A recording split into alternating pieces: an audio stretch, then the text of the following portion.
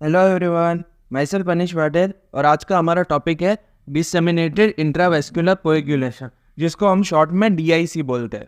देखो, last lecture तक हमने वॉन विल्ब्रांड डिजीज और विटामिन के डिपेंडेंट फैक्टर्स देख लिए थे। आज हमारा लास्ट टॉपिक बनता है डीआईसी। इसके बाद हम थ्रोम्बोसिस की तरफ चलेंगे। देखो, डीआईसी में क्या होता है। डीआईसी में बहुत ही ज़्यादा ब्लड वेसल्स में क्लॉटिंग हो जाती है। यहाँ पर लिखा है ना मैंने, इंट्रावेस्कुलर क्लॉटिंग, मतलब ब्लड वेसल्स में क्लॉटिंग हो जाएगी, जिसकी वजह से आसपास के टिश्यूज हो गए ना, वहाँ पर ब्लड ठीक से नहीं पहुँच पाएगा, तो इसको हम टिश्यू इश्चेमिया बोलते हैं। और जो ऑर्गन्स को ये वेसल सप्लाई कर रहे हैं, वहाँ पर भी ब्लड सप्लाई ठीक से नहीं पहुँचेगी, उनकी वजह से हमें मल्टी ऑर्गन फेलियर देखने को मिलेगा। ठीक है, मैंने यहाँ पर यही लिखा है, तो आप ये रीड कर लेना एक बार। Widespread intravascular clotting causing tissue ischemia and multi organ failure. इसकी दो इटियोलॉजीज है मेनली, एक है टिश्यू इंजरी की वजह से हो सकता है और एक वेसल इंजरी की वजह से।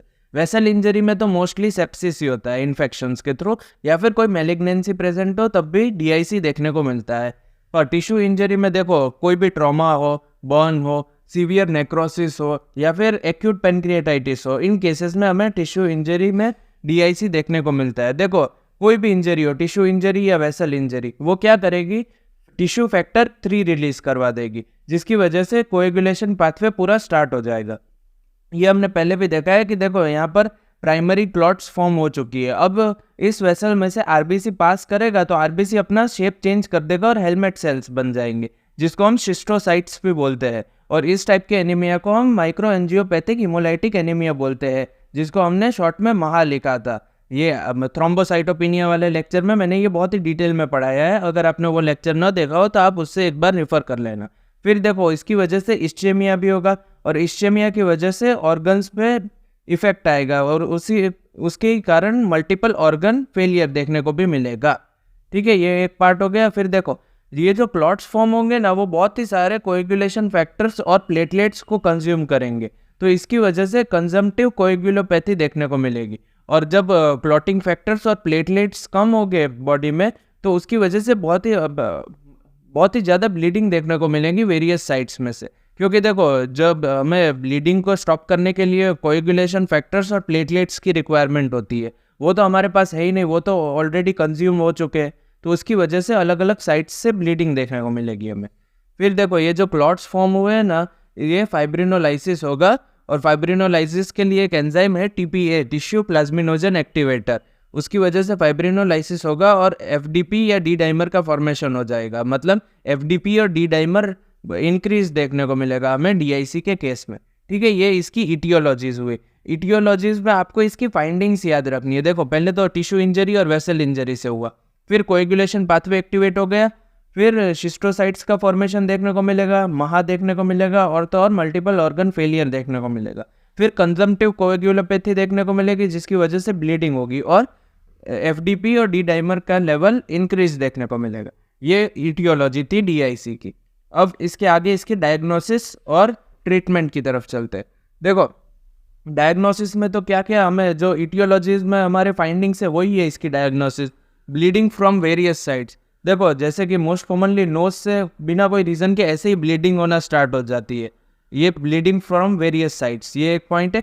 फिर देखो, अगर आप उसके रिपोर्ट कराओगे ना, जैसे कि सीबीसी आपने कराया, तो आपको उसमें हीमोग्लोबिन का लेवल कम दिखेगा और प्लेटलेट का भी लेवल कम दिखेगा। हीमोग्लोबिन का लेवल इसीलिए कम दिखेगा क्योंकि ब्लीडिंग होगी ना, तो उसमें हीमोग्लोबिन कम हो जाएगी इसीलिए। और प्लेटलेट का काउंट इसलिए कम देखने को मिलेगा क्योंकि कंजम्पटिव कोएगुलोपैथी होगी ना, तो उसमें प्लेटलेट्स कंज्यूम हो जाएंगे, इसकी वजह से प्लेटलेट का काउंट भी डिक्रीज देखने को मिलेगा। फिर कोएगुलेशन टेस्ट करोगे ना, तो पीटी और एपीटीटी दोनों की वैल्यू इंक्रीज देखने को मिलेगी।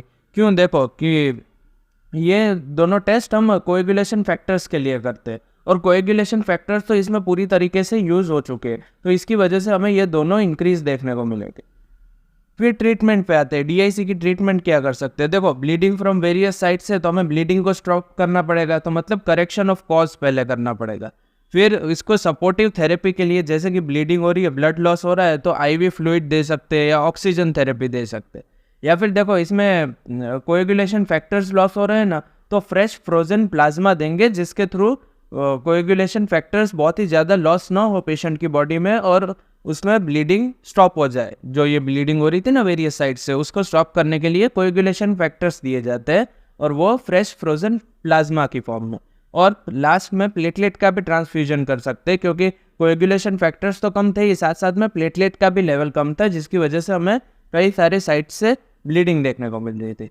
ठीक है, तो देखो डीआईसी में इतना ही था। आपको मेन याद क्या रखना है कि सबसे पहले इसकी इटियोलॉजीज कौन कौन सी है। इसकी इटियोलॉजीज है टिश्यू इंजरी और वेसल इंजरी।